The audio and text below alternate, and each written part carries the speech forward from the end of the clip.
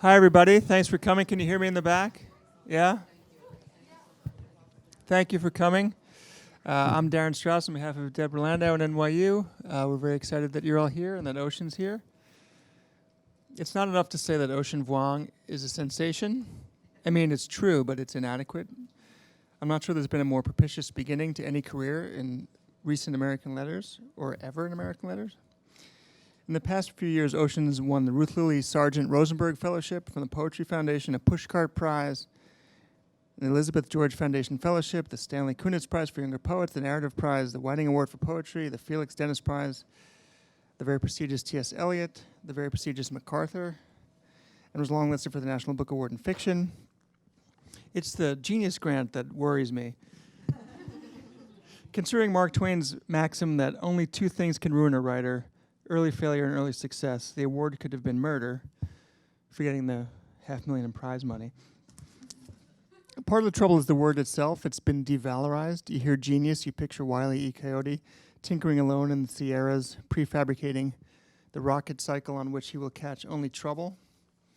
Genius implies the most exacting and perpetual gifts, a compliment once reserved for those ultra-select who, leaping ahead of the masses, change the world in a gleam of inspiration, the Einsteins, Tolstoys, the Louis Armstrongs.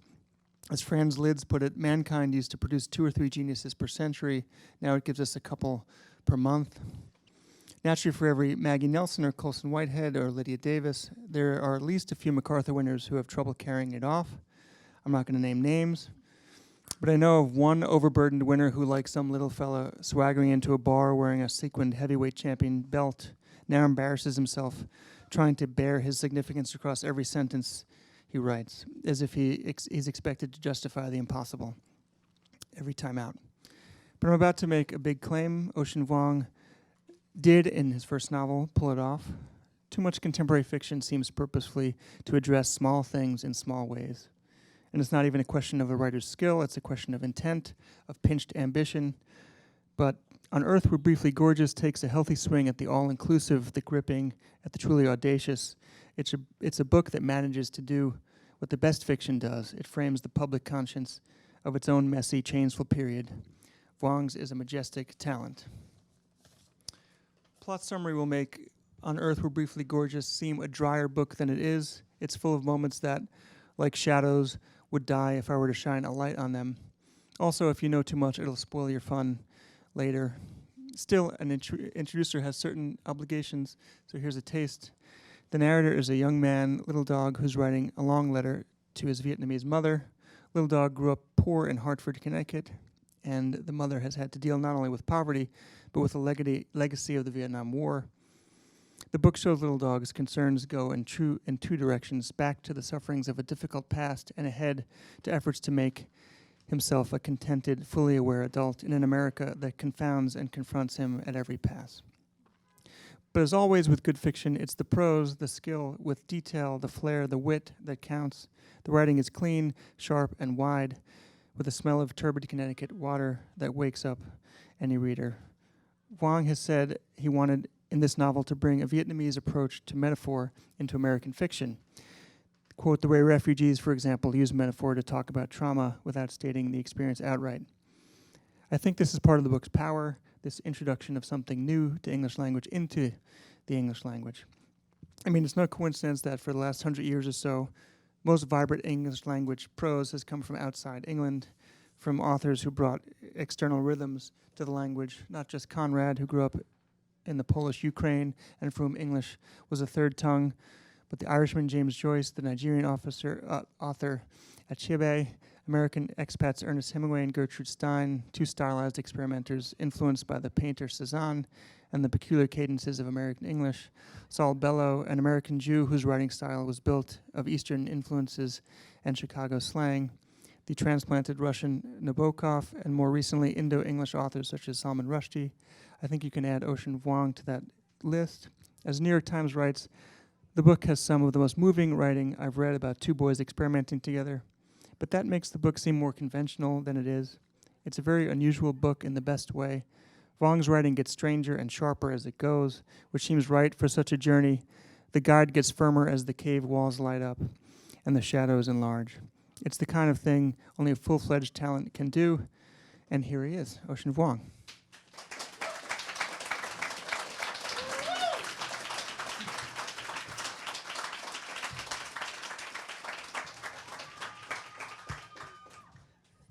Thank you so much. Thank you, Darin, for that lovely introduction. I'll do my best to live up to it in the next 20 minutes. And thank you, everyone, for being here. Can you all hear me okay? Is this a good volume? I get louder as I get braver. It's lovely to be back here where I had my MFA, and it's always comforting to be in this space and to smell the same smell. Little things like that. Thank you for being a part of this community and for showing up here tonight. It's always nostalgic to me to read. In New York City, I began my writing career here. I came from Hartford down the Amtrak and began reading at bars right around the corner here near Union Square, which gave me probably the best education on how to be a writer. If you could articulate before the microphone the first line that to get somebody to turn around from their gin and tonic, then you're on the right track. And so it was a great education, and being at NYU here only supplemented and bolstered it towards different heights and new heights. So I'm deeply grateful to the program here, to Deborah for her ever yielding generosity, and to you. So thank you so much. I'll read two sections from the book. The first one is a more traditionally narrative prose. I think the great opportunity of writing in the first person is turning the eye into a searchlight.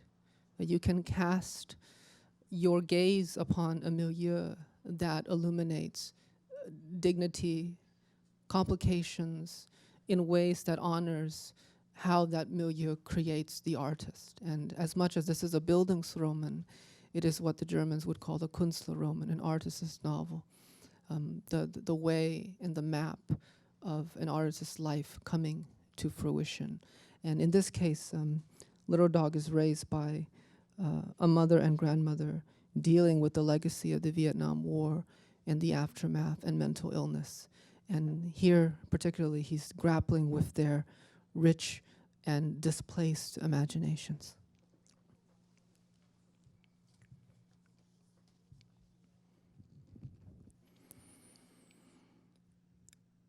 I'm dragged into a hole darker than the night around it by two women. Only when one of them screams do I know who I am. I see their heads, black hair matted from the floor they sleep on. The air sharp with a chemical delirium as they jostle in the blur of the car's interior. Eyes still thick with sleep. I make out the shapes, a headrest, a felt monkey the size of a thumb swinging from the rear view, a piece of metal shining, then gone. The car peels out of the driveway, and I can tell from the smell of acetone and nail polish that it's your tan and rust Toyota. You and Grandma Lan are in the front, clamoring for something that won't show itself. The street lights fling by, hitting your faces with the force of blows. He's gonna kill her, Ma. He's gonna do it this time, you say, breathless. We riding helicopter fast, Lan says. She's in her own mind, red and dense with obsession. We riding where? She clutches the flip-down mirror with both hands, and I can tell by her voice that she's smiling, or at least gritting her teeth. He's gonna kill my sister, Mama. You sound like you're flailing down a river. I know, Carl. It's for real this time. You hear me, Ma? Lan rocks side to side from the mirror, making whooshing sounds. We getting out of here, huh? We gotta go far, little dog. Outside, the night surges by like sideways gravity. The green numbers on the dash read 3:04 a.m. Who put my hands in my face? The tires squeal at each turn. The streets are empty, and it feels like a universe in here. In everything hurling through the cosmic dark, while in the front seat the women who raised me are losing their minds. Through my fingers, the night is black construction paper. Only the frazzled heads of these two before me are clear. Don't worry, you're speaking to yourself now. Your face so close to the windshield, the glass fogs a ring that spreads in equal measure to your words. I'm coming. We're coming. After a while, we swerve down a street lined with Continentals. The car crawls, then stops in front of a gray, clapboard townhouse. You say, pulling the emergency brake. He's gonna kill her.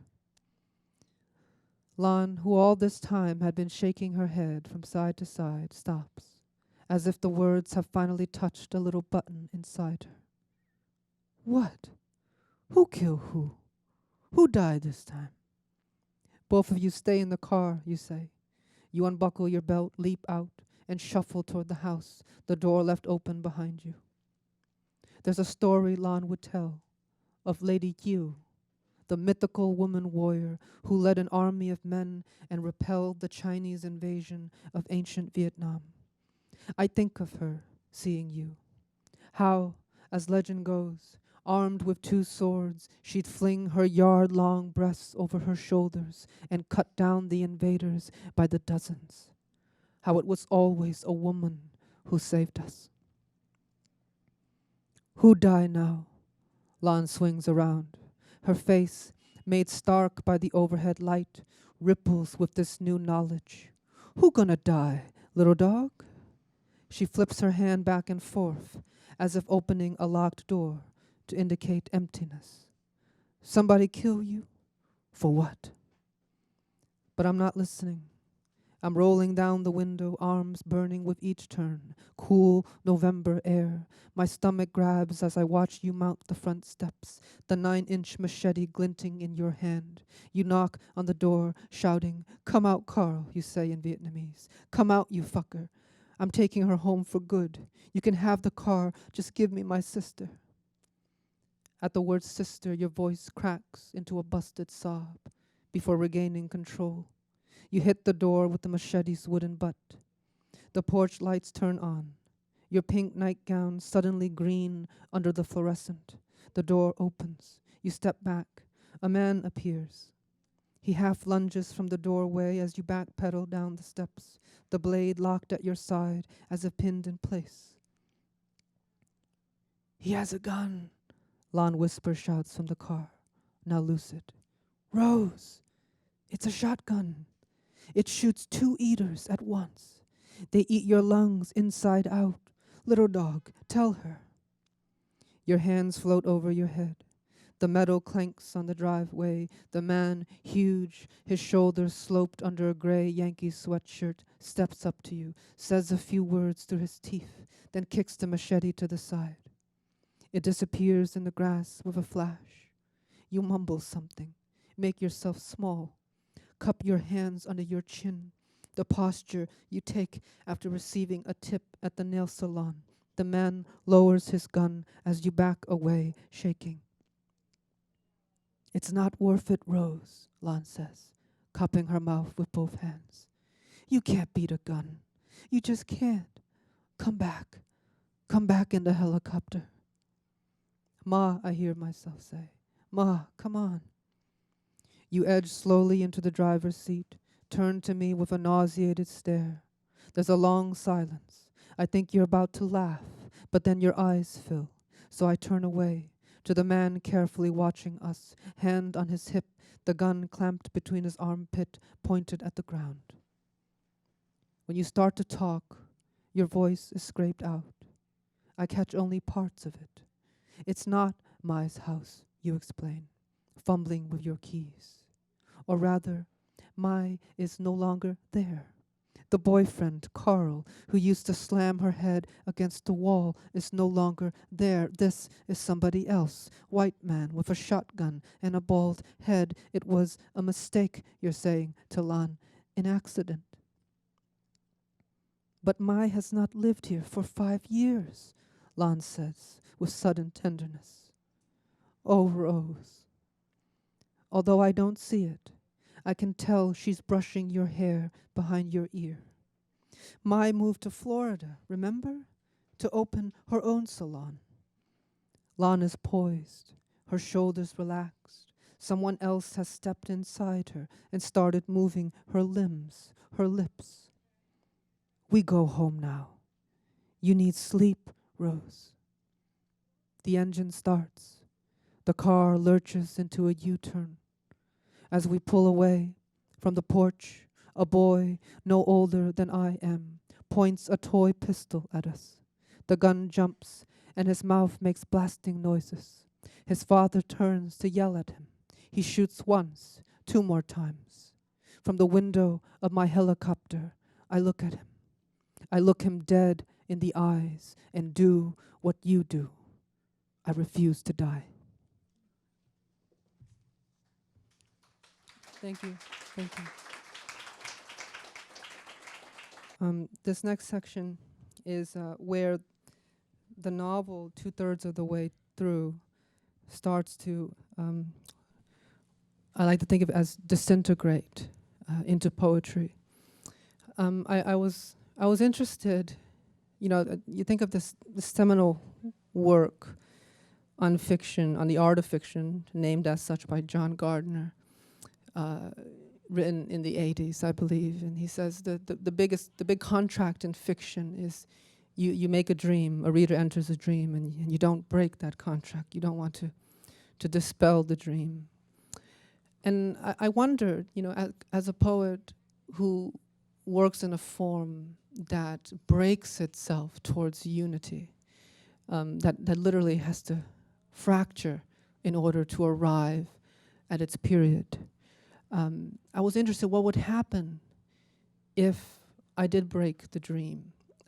It felt truer to me, having grown up post 9/11 in the recession, where national emotions such as terror and fear were color-coded. Orange today, yellow tomorrow, red the next.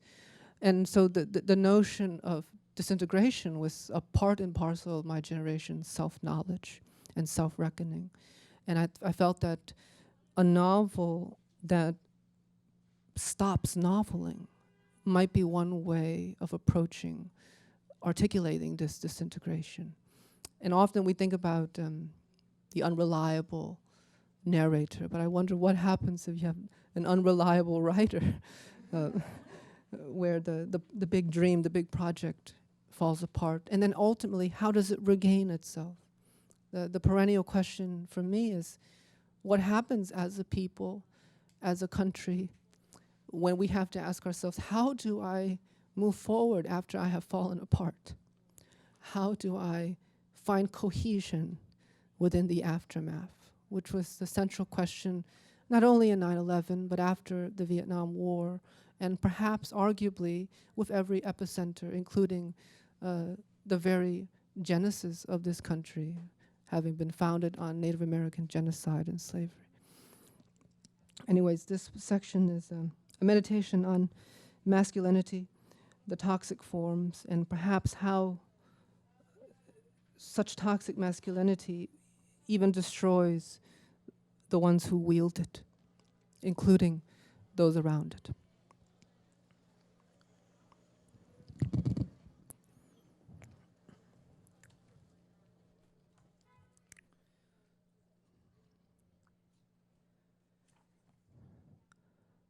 Trevor, rusted pickup and no license. Trevor 16, blue jeans streaked with deer blood. Trevor too fast and not enough.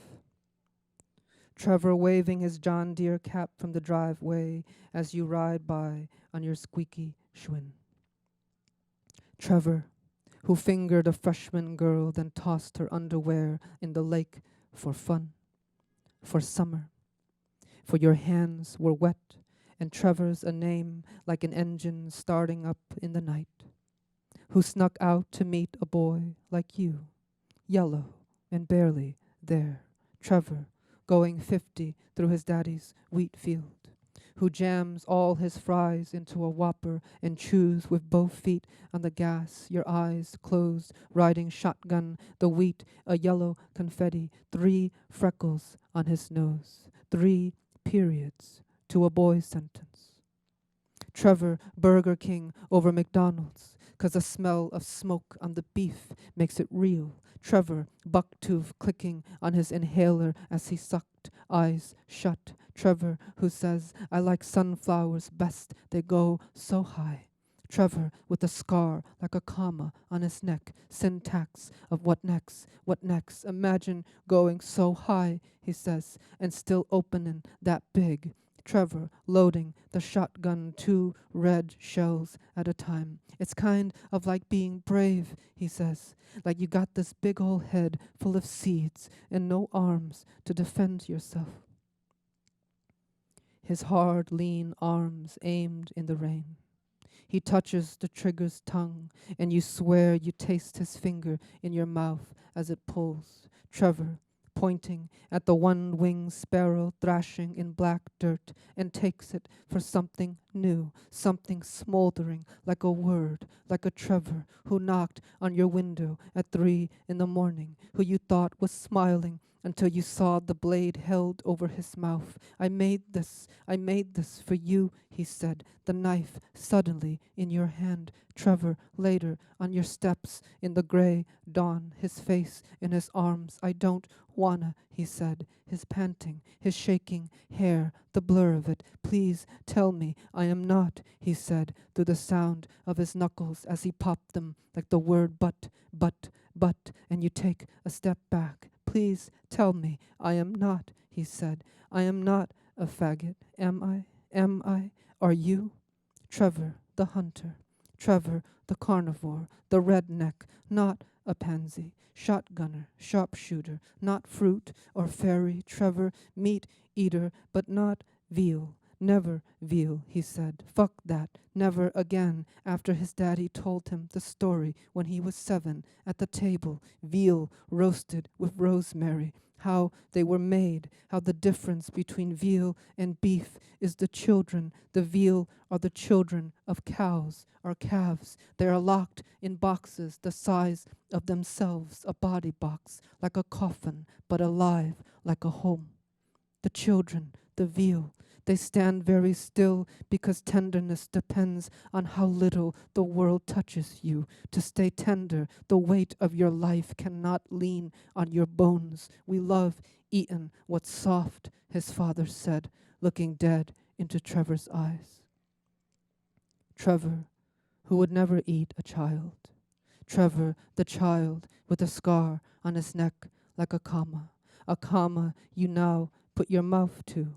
That violet hook holding 2 complete thoughts, 2 complete bodies without subjects, only verbs. When you say Trevor, you mean the action, the pine-stuck thumb on the Bic lighter, the sound of his boots on the Chevy's sun-bleached hood, the live thing dragged into the truck bed behind him. You're Trevor, your brunette, but blonde, dusted arms man pulling you into the truck. When you say Trevor, you mean you are the hunted, a hurt he can't refuse because that's something, baby, that's real, and you want it to be real, to be swallowed by what drowns you, only to surface brimming at the mouth, which is kissing, which is nothing if you forget.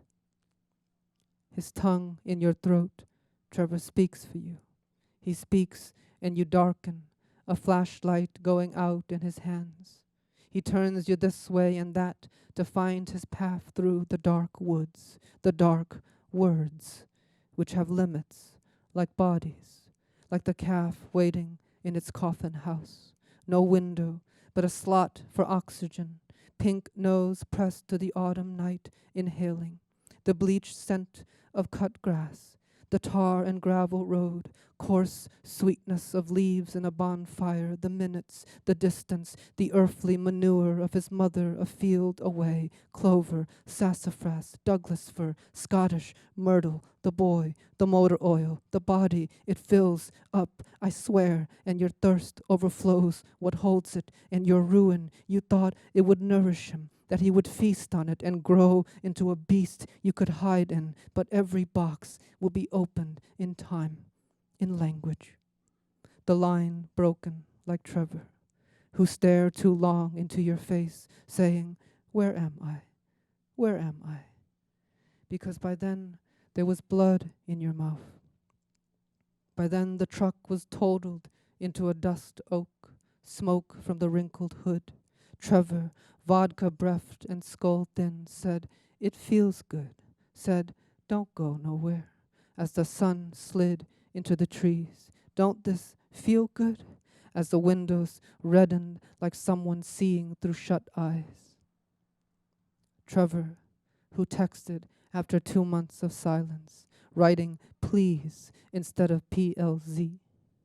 Trevor, who was running from home at last, from his crazy old man who was getting the fuck out, soaked Levi's, who ran away to the park because where else when you're 16, who you found in the rain under the metal slide shaped like a hippopotamus, whose icy boots you took off and covered one by one, each dirt cold toe with your mouth, the way your mother used to do when you were small and shivering, because he was shivering, your Trevor, your all-American beef but no veal, your John Deere, jade vein in his jaw, stilled lightning you trace now with your teeth, because he tasted like the river, and maybe we are all one wing away from sinking, because the calf waits in its cage so calmly to be veal. Because you remembered, and memory is a second chance. Both of you lying beneath the slide, 2 commas with no words at last to keep you apart. You who crawled from the wreck of summer like sons leaving their mothers' bodies. A calf in a box waiting. A box tighter than a womb. The rain coming down, its hammers on the metal like an engine revving up. The night standing in violet air. A calf shuffling inside, hoofs soft as erasers. The bell on its neck ringing and ringing. The shadow of a man growing up to it. The man with his keys, the commas of doors. Your head on Trevor's chest. The calf being led by a string. How it stops to inhale, nose pulsing with dizzying sassafras. Trevor asleep beside you, steady breaths, rain, warmth welling through his plaid shirt like steam issuing from the calf's flanks as you listen to the bell across the star-flooded field, the sound shining like a knife, the sound buried deep in Trevor's chest, and you listen, that ringing, you listen like an animal learning how to speak.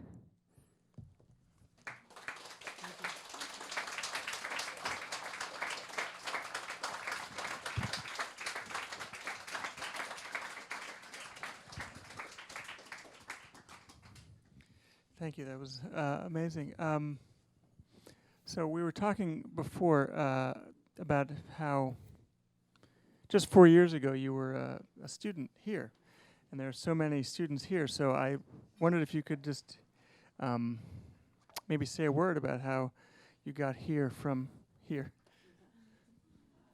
Just the journey of the last few years.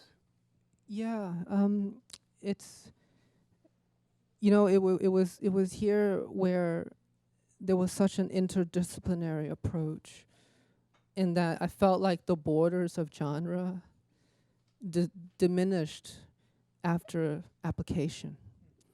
And within the house, you know, poets studied with fiction writers and vice versa. And I think my dream and my ambition for the art and the craft widened by seeing the architecture of learning that was available here and was encouraged. And I think after that, you know, I entered the program. I was telling, you know, I tell Deborah this story all the time, and my first day of class, on my way in, you know, the editor of Copper Canyon called me accepting Night Sky of Exit Wounds. So, you know, I was editing the book while I was here, and so my whole life since the program has been, in a way, following these books, and I feel like I'm always just catching up to it. They've always went ahead of me, and I'm kind of like the residue of the writing itself, which is an odd but also a pleasing sense that when you release a book, you're also released from the book, and you know that's been quite a surreal journey. I'm really grateful, but I never felt that a career as a writer is a given, because it felt like, I don't want to be so grandiose about it, but it feels like it's a miracle to publish a book. You know, you get it together, you put everything you have into it, and it comes out, and you think like, there's no way you can do that again. And I hope I can, but I think I'm okay if it doesn't happen. I'm more invested in being a teacher, because I think, having been in this game for 12 years, I have enough knowledge and wisdom to be useful to 23-year-olds in writing programs for 3 years. I don't know about the 4th year, but at least for 3 years I can, forever be useful to them. And I take that seriously. I hope I can write more. But, if this is it, that's a great creative life, and I'm perfectly happy. Wow. The reading was so instructive in so many ways. You had the more, I don't want to say conventional, but sort of the more strictly fictive part in the beginning, and then the part that you read, the second section, which was much more like poetry, as you mentioned. And I was wondering about, and you talked just now about how the borders of genre disappeared. So maybe this question is irrelevant in a way, but do you think of yourself as a fiction writer or a poet or both, or do you wear different hats when you're doing different projects, or is it all just one overarching language project? I think that to me, they're not, the genres are not so much destinations as tools. And I always try to privilege, but I do make a conscious decision to write a novel.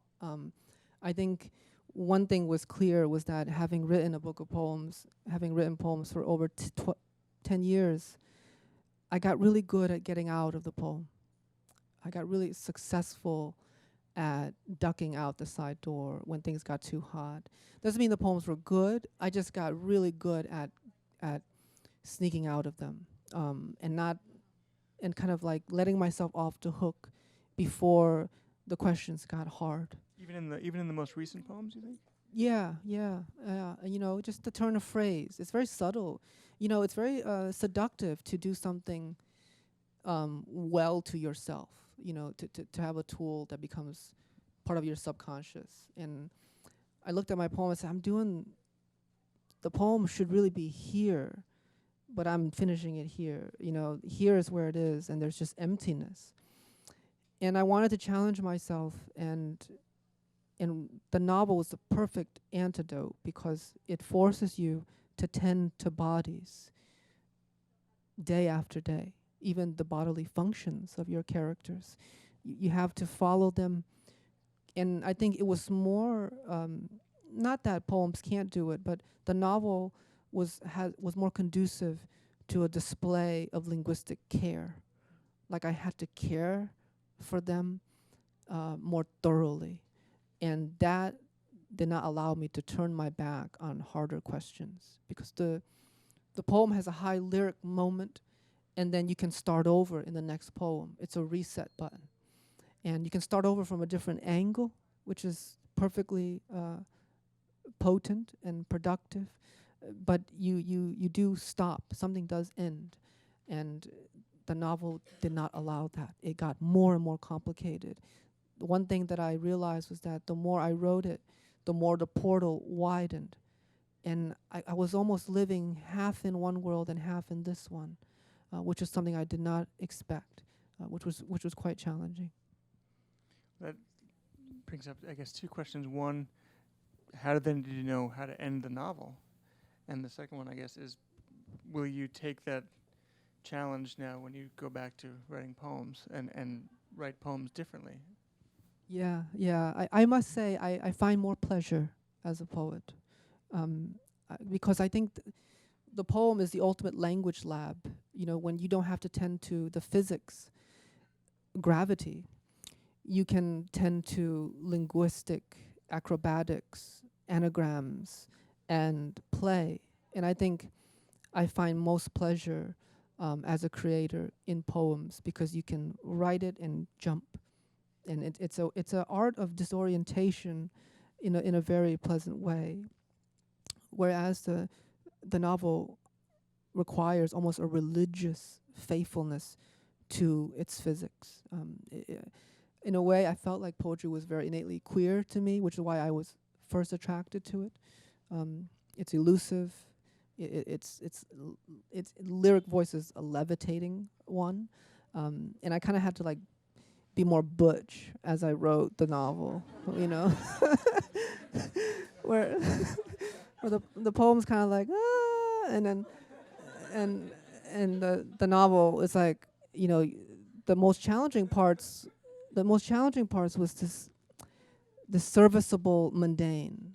He opened the door. She looked at him. He said things that we learn in our poems to take out. And here there's almost a need for these gray phrases in order to amplify the other things. And I learned how to really build structures in that way. And it was really challenging because your brain is geared to remove this fat, this fluff. But then you realize that people got to go through doors, you know. And I say, you know, it's like it's like, all right, I guess they have to leave eventually, you know. So that was challenging. Does that mean the novel feels in some inherent way less you than the because you said you were attracted to the poem because it seemed to have a queer sensibility, and there's a butchness to the novel, which I'm going to remember that forever. But so does that feel less you in some way? No, I don't think so, because I think, you know, my disposition is to lean toward, you know, the more feminine side of thinking and embodiment. But because of that, this desire to sober up, to tend to a faithful physics, and i.e. a butchering of the physics, is actually quite queer to me, because it's evident of this arbitrary gendering in the way we think of language and art making, and that the fact that one can enter a space one is often doesn't see oneself in and thrive there using tools ejected from that caliber was incredibly subversive to me. And I had good models, you know, Virginia Woolf, Maggie Nelson, Claudia Rankine, Marguerite Duras, Rimbaud in his prose works, Banu Kapil, that gave me courage to really do it. Seems like a good time maybe to open it up to questions from the rather large crowd. Anyone have a question for Ocean? Yes. Oh yeah.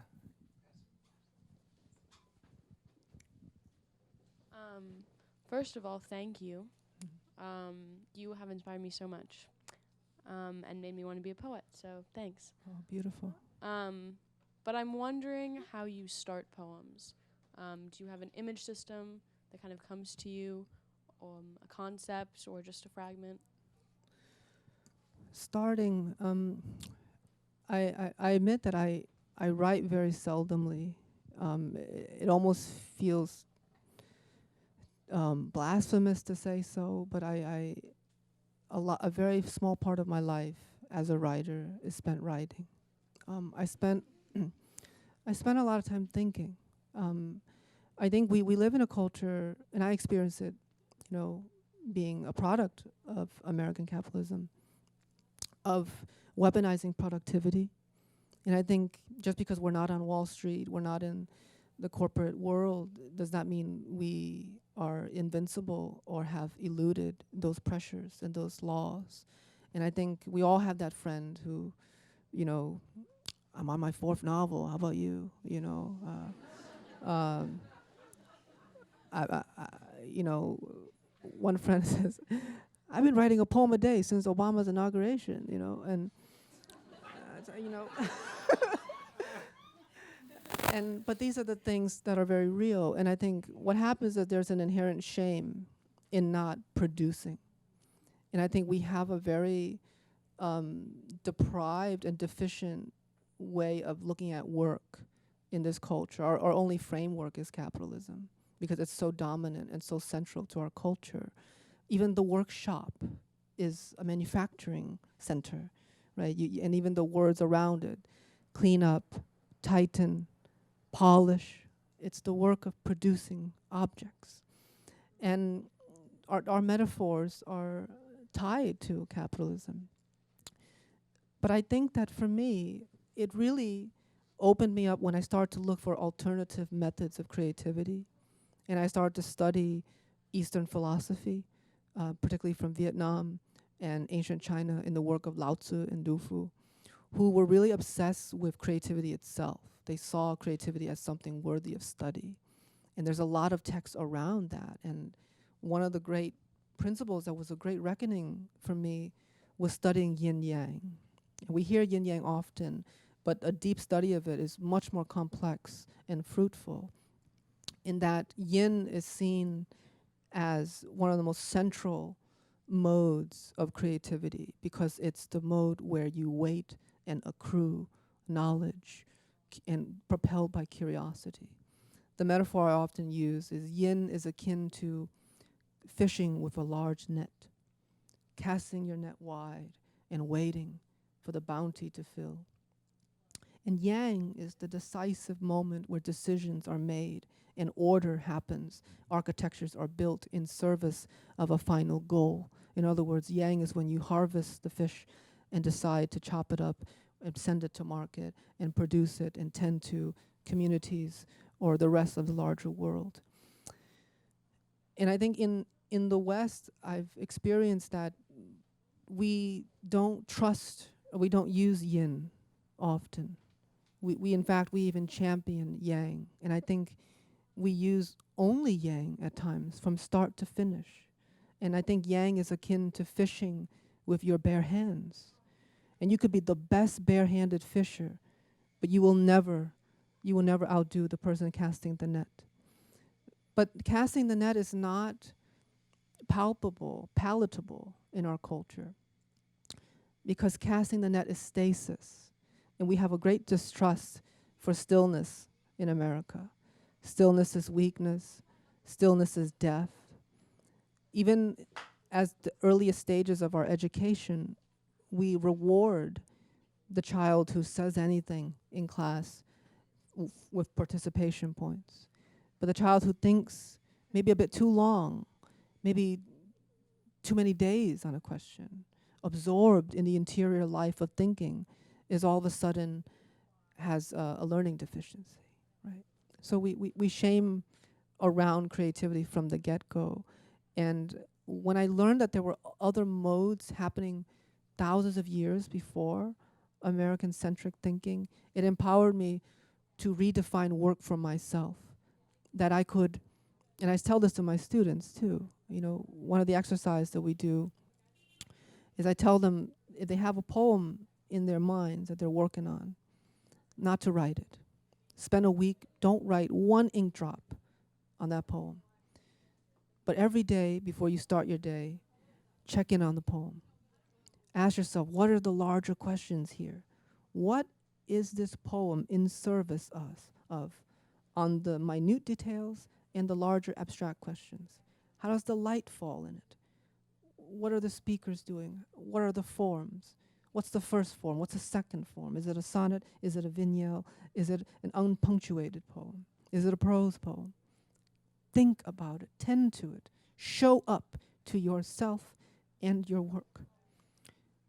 And by the end of that week, although you haven't written a single thing, you realize that you've done an incredible amount of work and that your poem has changed and grown drastically. But your work cannot be measured. And if that work cannot be measured, it has no value in our Western system. And so it's very lonely to work that way. But it's a way that's worth it to explore. It doesn't mean writing every day is bad. It just means that there are alternative routes when the dominant structure does not work for you. You can find different ways. And my way is to keep the poem inside me and carry it on walks, live with it, like a friend. Just ask the poem, how are you? Ask the novel, how are you? Don't write it down. Don't examine it or cross-examine it. Just live with it. Any other questions? I'm sure in the way back there. Okay, so I'm going to repeat the question. I'll try. I guess because there's a lot of toxicity in the relationships, but there's also love. So what is the commentary the book is making about things like toxic masculinity and abuse in relationships? Is that okay? Yeah, I've always approached literature as a medium of complication and expansion. And I think literature at its best arrives when the dictionary and its definitions are not enough. If we look at sadness, we get 2, maybe 3 definitions. We look at joy, we get 2, maybe 3. And to write a novel, to me, is to not arrive at a final thesis or a statement. If I wanted that, I would have written an article or an essay.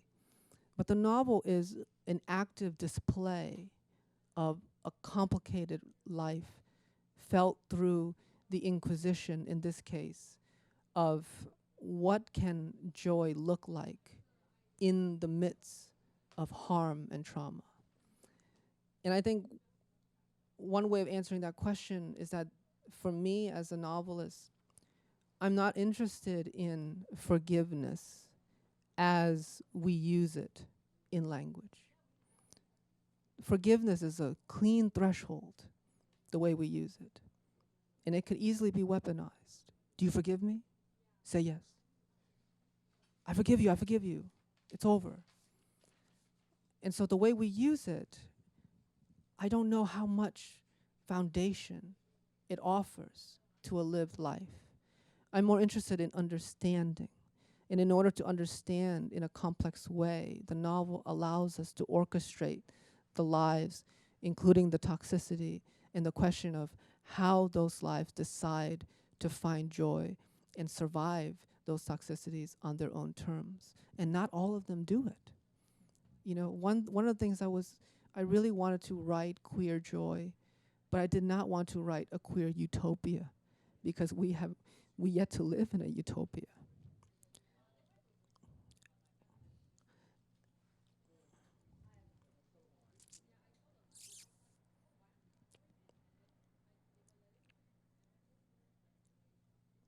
And it felt more faithful to the lives that I knew, to honor them by portraying their flaws not as death blows, but as survivable obstacles that they try to innovate around.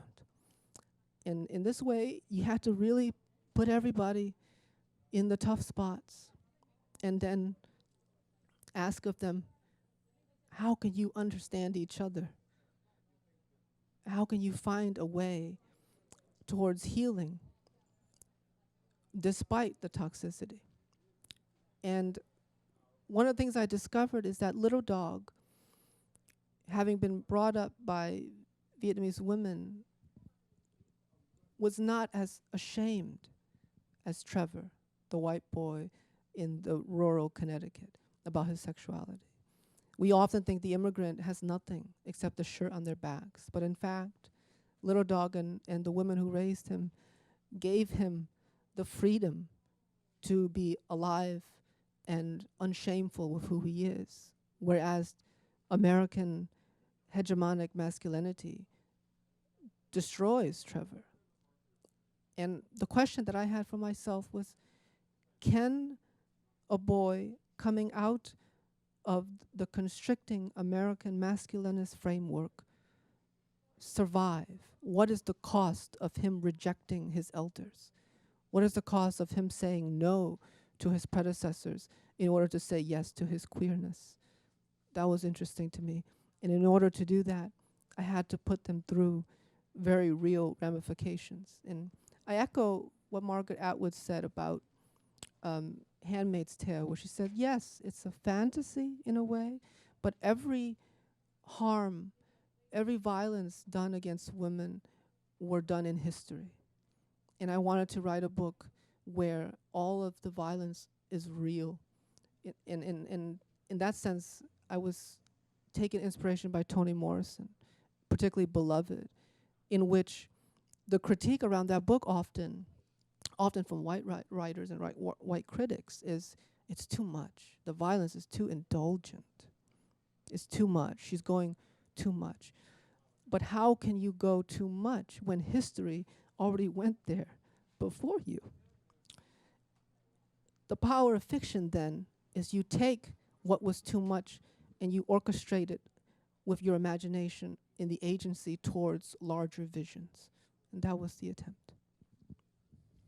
There's a great essay by Lana Kundera in The Art of Fiction, I think is the name of that book too, where he talks about how the novel is sort of the opposite of the essay, and if you have the answer, you should write the essay. And novel has its own kind of truth, which doesn't have answers, really. Maybe one last question we have time for. Anybody else? There'll be books signed in the back, and I'm sure you can get to talk to Ocean if you don't get a chance to ask the question, but maybe, yeah.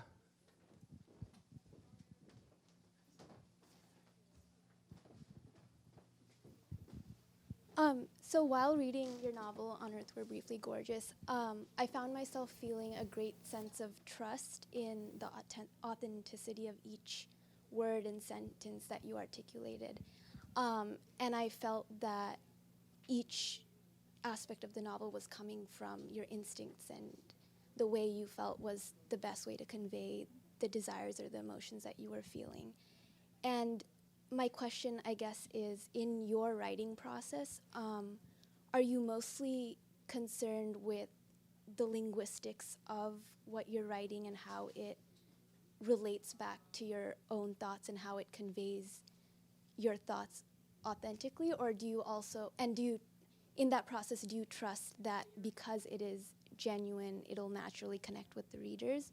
Or do you find yourself also considering how the readers would respond or resonate to the messages?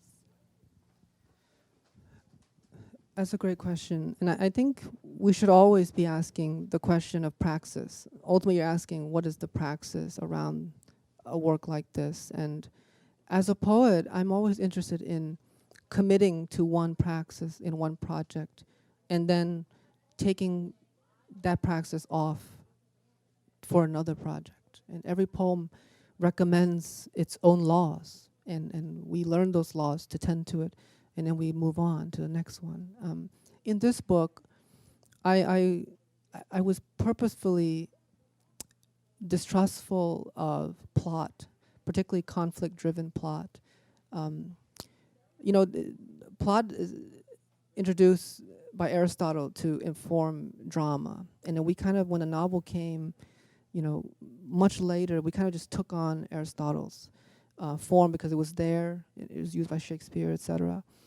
And it kind of just stuck. But one thing that I realized in a conflict-driven plot is that plot becomes the real protagonist and not even the main character. And for this book, I'm not against plot, but for this book, I needed these characters to stand on their own terms. I couldn't let them be subordinate to a dominant force of governance, even one of my own making. And so, to answer your question, there's a lot of thought from me. Maybe it might not be legible to anyone else, but a lot of thought in the orchestration, linguistically, formally, and in the architecture of the book. One of the things I was interested in was using a metaphor-rich approach for it. The metaphor, after modernism, became much more suspect, and rightfully so.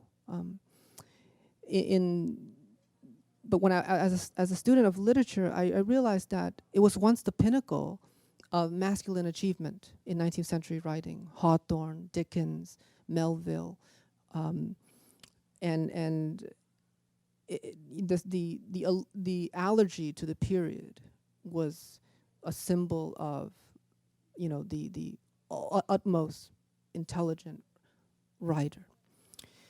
And after the World Wars, there was a rightful sobering up and almost an embarrassment among white critics and white men that we can't, this is ludicrous, self-indulgent, right? It's the pastoral sublime introduced by Romanticism and Transcendentalism was no longer feasible amongst Europe's rotting fields, and Adorno famously saying there's no poetry after Auschwitz, right?